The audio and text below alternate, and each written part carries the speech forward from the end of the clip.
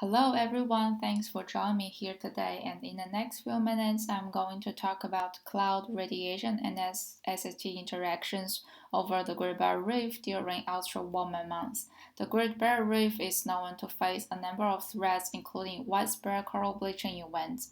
And with corals already living close to their thermal maximum, increases in SST are of great concern for the survival of coral reefs. And clouds is known to have the potential to modulate the regional SST by reflecting and absorbing part of the solar radiation and therefore potentially promoting the survival of coral reefs. So what we are interested in is whether there exists any relationship between clouds, radiation, and SST over the Great Barrier Reef. So in this study, 23-year satellite data and reanalysis data have been employed to explore the relationship between cloud cover, radiation, and SST anomalies during the ultra warmer months over the Great Barrier Reef domain shown in the plots here. And figure 1b shows the bathymetry map of our domain. We can find that the Great Barrier Reef region along the coast is really a shallow water area, while the northeast corner of the domain is relatively deep sea area. And the table here on the top shows the different locations and time periods and 4 months average online index for the past 5 CBEs across the Great Barrier Reef. So firstly, we examine the average monthly anomalies for these variables for each CBE.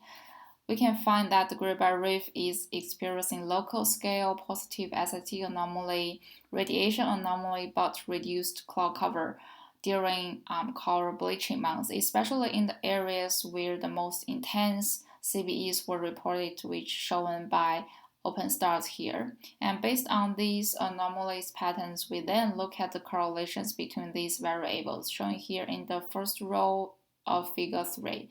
Given the expected high correlations between clouds and radiation anomalies across the full domain, we will focus on 1 month lag relationship of SST against radiation and cloud cover, which are the strongest correlation that can be seen from the supplementary analysis.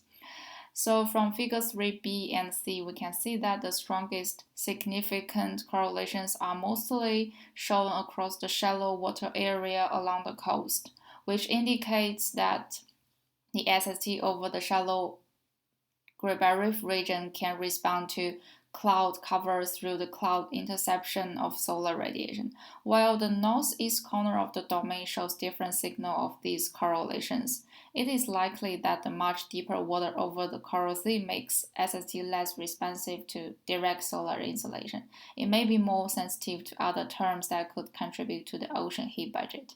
And then, given that previous studies have linked the most devastating CVEs to ENSO events, and the significant correlations shown here of ENSO against cloud radiation and SST in the middle row, we construct the partial correlations of these anomalies where ENSO effect is excluded to better understand the impact of ENSO in these correlations. So looking first on the radiation and cloud cover relationship, there is no significant difference between total and partial correlations, which once again indicates the strong physical connection of these variables.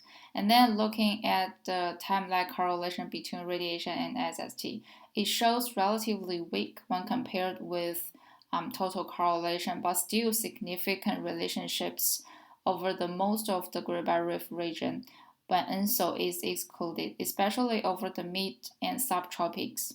Also, the same can be said for the time lag correlation between clouds and SST. So these results mainly suggest that there exists a significant natural relationship between these variables across the Great Barrier Reef that cannot be explained by ENSO. So here are some take-home messages in our future work. And it should be noted that the regional SST is primarily driven by ocean advection anomalies. Our results here just suggest the regional cloud cover is another key modulator of the shallow water heat budget, which needs to be considered when understanding the impact of climate change on coral bleaching events.